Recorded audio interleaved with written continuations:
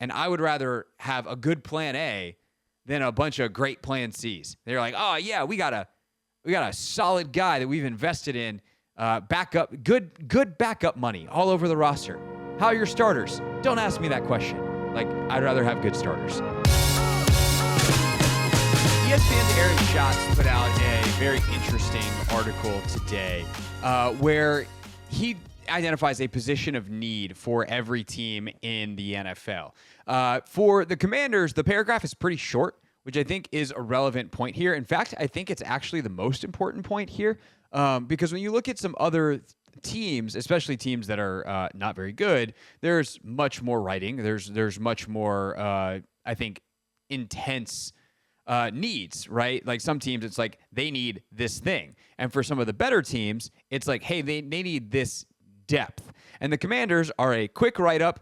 In fact, they are one of the only teams that has, I mean, the Eagles is this way, where they just have one quick paragraph, and it's a depth type of deal. And so, Anthony, for the Commanders, he says position of need, linebacker depth. It's a good thing the Commanders rarely play base defense, only 13% of the time last season, because their linebacker depth is terrible. Well, that seems harsh. There will be problems if Frankie Louvu or Bobby Wagner suffers an injury, as the backups are second-year players who were fifth-round picks, Dominique Hampton and Jordan McGee. Hampton didn't play a defensive snap last season. I don't think that's true. Hampton did not, yes. While McGee played only 15. The Commanders also added Kane Medrano in the 6th round. So I think this is interesting on multiple fronts. One is the substance of what he said, right? The substance of where the current state of the Commanders' linebacker room is. The other part is this actually the biggest point of need? Curious what people think of either. You can give us a call at 301-230-0980. Which part is more interesting to you, Anthony? The larger discussion about if this is their biggest point of need or the actual state of the Commanders' linebacker room? Because I think both are worthy of discussion. I would probably say maybe the state of the room. And he mentions, like, all right, if Louvu or Bobby Wagner suffers an injury, like, who do we turn to? We turn to 2 fifth-rounders. And I think there's a lot of validity to that statement. But at the same token, I feel as though he might have a point. Yeah. Well, so here's the thing. He's unquestionably correct in that if either of those guys get hurt, the backups are second-year players who are fifth-round picks. But where there's room to disagree is their linebacker depth is terrible. Verbatim what he says. Their linebacker depth is terrible, right?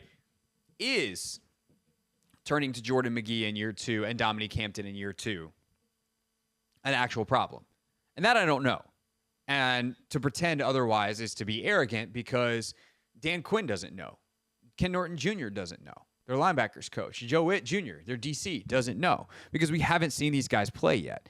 But I do think there's a chance that they're okay, that these two guys took redshirt years, essentially. McGee's was unplanned. He was hurt a couple times, and that knocked him out. And Bobby was, I think, a lot better than anticipated. And some of the other guys were able to play some roles that were okay.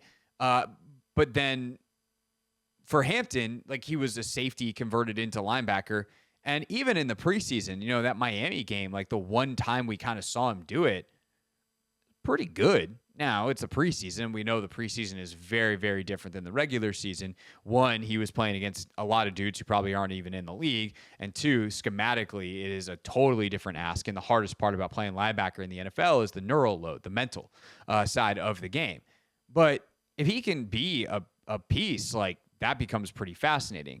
I think the other part, though, that he mentions is the Commanders don't play base defense very often. And they have this other third player in the box often in the form of a safety. And I think that is one of the bigger questions going into this year as well is Jeremy Chin was very, very good at that role. Who's playing it now? Is it Hampton converting it, but doing it as a linebacker versus a safety? Is it Kane Medrano doing it as a rookie, as a 6th rounder? That feels like a pretty significant risk. If for a guy who was drafted that late and has struggled to fit runs, or not. It's not that he's even struggled to fit runs. He just didn't tackle well in college, and is still learning that position because he was an offensive guy coming out of high school. Or is it someone else? Can Will Harris play that role with the same intensity and frequency that Jeremy Chin did? Does it become both safeties? They become more interchangeable, and actually Quan Martin winds up playing in the box a lot more. So like the good news is, and I think this is when we talk about any hole in the Commanders roster, this is the good and the bad of it, right? The good news is they have a lot of options. The bad news is they don't seem to have a lot of great options anywhere, and I think that is a valid cause for concern. Yeah, and it's funny you actually mentioned safety because if you were to ask me the biggest position of need before, reading Aaron Schatz's article, I would have probably said safety. I think there's a lot of question marks around it just because of the job that Jeremy Chin did last year and how versatile he was. He played in the box for our base personnel sets, or, he was just super involved either in pass coverage or, coming up in the run game. So I think if I was to answer that question, I would probably have said safety. But again, like even looking at both positions, linebacker and safety, I would agree with you. There's not a ton of options for us. And there's a lot of question marks for the guys that we'd have to turn to, if we, have to deal with injuries. And I think that's one of the good things about the Commanders defense last year. We didn't have to deal with a ton of injuries. Like Dallas was shot in the foot by injuries. Philly also was fairly healthy. So I think when you just look at the Commanders, we were on the positive side of, the injury battle, I would say. Yeah, I mean, this is the thing, right? Is I was having this discussion in the comment section with someone about their current tackle situation. And I think they made it worse than, or the commenter, by the way, we'll read your comments coming up in an hour. Never read the comments on a Thursday at 5:30. So plenty of other discussions. But in this particular one, I didn't include in the never read the comments. So I'll address it now. It was like, Trent Scott, how can he be the backup guy? Like, what are they doing? And I don't even know if Trent Scott's still on the team. Now that I look at their depth chart right now, I don't even see. Oh, he's listed as a backup guard now. But one, I was like, Andrew Wiley is a backup. Like that. This is a dude that's a average starting tackle. Like that's a pretty good backup. Two, you don't get to have great depth at every position. It's too expensive. Like there's not enough guys on the planet. There aren't teams that are just sitting around on fourth tackles that are gems because those guys would be starting and they'd be making more money somewhere else. So like it's just not how the league works. There aren't enough to go around. And in the same way that in the NBA, not everyone gets a tier one superstar. There are 22 teams start every year with no shot of winning a title because they don't have one of the best players on the planet. Like, it is what it is. It's not that they haven't found them. It's those guys literally don't exist. And so I think that's the thing about some of the, when we talk about, they lack depth here. Would you like to have better, more experienced options? Maybe if they had more draft picks this year, they would have had a third-round linebacker that they really liked and Kane Madrano. And maybe you got a little more depth. Sure, you could make that argument. But then you don't have Laramie Tunsil. And I would rather have a good plan A than a bunch of great plan C's. They're like, oh, yeah, we got a solid guy that we've invested in, backup, good backup money all over the roster. How are your starters? Don't ask me that question. Like, I'd rather have good starters. And Anthony, you actually brought up something that was interesting in a pre-show meeting. We were kicking around topics for today, and we're talking about, do we talk about where the offenses rank in the NFC East after the George Pickens trade? And you said something that at first I was like, man, shut up. And then I was like, oh, wait, you might be right. Which is that the Commanders might have the worst defense in the division. Now, the other three might be pretty good. So you might be the worst defense in the division and the 15th best in the league. And if you have a top 5 offense, you can win like that. you can do really well, and you just have to be opportunistic. And, who knows? They also could have a top 10 defense if these guys really are stout against the run, which is the goal. And Trey Amos is good, and Mike Sanders still is good inside in year 1 inside, year 2 total. And Marshawn Lattimore regains his form, and Will Harris can do enough at safety. Like, there's a world where they're good, and Frankie's able to do a lot of damage as a blitzer. So, like, there's a world where they're good. I'm not damning them to be the 15th or the 18th or the 21st best defense in the league. But there is a world where they are definitely the worst defense in the conference or in the division, because the Giants adding Abdul Carter to an already pretty solid pass rush. And you got Carter. Burns is a 2 if Carter can emerge in year 1. You got Dexter Lawrence inside. Like, that defensive front is nasty. Their linebacking core is really good. And then, what can they do at defensive back? That, I think, is been the Achilles heel there. But if their front's, like, dominant, game changer. If the Cowboys can stay healthy and Overshown is back, joins Parsons, some of what they got inside, and then their DBs play at the level they're capable, like, that's a defense that's good. And Micah's the best player in the whole deal. And then the Eagles, obviously, we know what they are defensively. They, from week 5 on last year, when Cooper DeJean got in the nickel and they got some other pieces back and healthy, they still got nightmares, for Chiefs fans and Commanders fans and everyone else they played from week 5 on.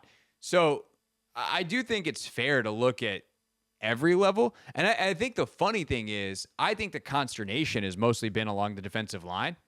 I feel better about the Commanders' defensive line than I do their linebackers and I do their secondary. Like, I look at the depth chart on the defensive line, and if I tell you you've got Dietrich Wise, Cleveland Ferrell, Daron Payne, Eddie Goldman, Sheldon Day, Javon Kinlaw, Jerzon Newton, Jalen Holmes, Dorrance Armstrong, Jake Martin, Javonte John Baptiste. That is 2, 5, 8, 11 linemen that I feel are solid NFL players. None of them might be that much better than that. You'd hope that Newton is as a second-round pick going into year 2. You'd hope that Payne is for what you're paying him. You'd hope that Kinlaw is for what you're paying him. But that's 11 dudes. I don't even count. I'll even go one more. I'll add Andre Jones Jr. in there, who has shown some things. He's probably more of a special teams guy, but sure, he can play on at the end. No, we're going 11. Okay, he's not making the team. There's 11 dudes that I think can all easily make this team. That's probably 11 guys for 10 spots. At linebacker, it's Luvu, Wagner. I mean, Ballor's a special teams guy. McGee, Hampton, Medrano. How many of those guys you feel awesome about? 2. Yeah, that's 2. How many of those guys you feel good about? Playing defense. If I lower the bar from awesome to good. Still just 2. Yeah, that's kind of what I'm getting at here. And then in the defensive backfield, Jonathan Jones. Let's do corner exclusively first. Jonathan Jones, Marshawn Lattimore, Trey Amos, Mike Sanders, still Noah Igbenogany. There's 5. You feel good about all of them? I feel all right. Yeah, I feel if Noah's got to play, like, people's memories of Noah last year, I feel like, are better than his actual play. Yeah. He had some really nice moments and some really good games. He had some bomb scares, bro. Mm-hmm. Lattimore, throw up my hands. I don't know. I hope. They hope more than I hope. Mm-hmm. If not, that's going to look like a real silly trade. And then Sanders still, we don't know inside. I mean, I feel pretty good about Mikey's ability to figure stuff out, but that could be a bumpy first half of the season as he figures out how to play in the nickel in the league. And then, Jonathan Jones or Trey Amos, one's a rookie and one's shouldn't be playing outside. So maybe even Jones is playing inside and Sanders still's playing outside. Like, we don't know how that's going to go. And rookies are rookies. And then at the safety spot, Quan, Will Harris, Percy Butler, Jeremy Reeves, Tyler Owens, Ben Nickel. Nickel and Owens are like UDFA guys. Nickel's like an interesting prospect. They have a type. They got another couple of guys that have the same body type that are free or UDFAs that are coming into camp this weekend. And maybe some of them will earn roster spots for at least training camp, and we'll see if any of them make the team. But Owens, I have no idea if he can play defense. I know he's a special teams monster. Jeremy Reeves, I know that I don't want him to play defense, and I just want him to be a special teams monster. Percy Butler, the idea of Percy Butler, I think, is better than the reality of what Percy Butler's been. Will Harris, I like a lot of what I saw on tape, but I don't know. And then Quan Martin, I like Quan Martin. I feel really good about Quan Martin. Yeah. So everyone's busy freaking out about the D-line. I'm way more concerned back seven than I am front four / front, however they line up. Yeah. I mean, I think that's part of the reason, you even think about like the Commanders potentially having the worst, defense in the division, just because we don't have a dominant group of players. Like every other team literally has a dominant group of players. I mean, if you want to say our linebackers, Frankie and Bobby, all right, but everybody else around them is just, I don't know. We got a lot of questions, and hopefully Joe Witt, hopefully DQ can get the best out of these guys as they did last year. Like these guys made plays in the playoffs, like when it mattered. So again, like we know what our coaching staff can do with lesser talent, but it's more so just still having or wanting to know what we don't know. Kind of. This is the Hoffman Show on the Team 980 and the Odyssey app.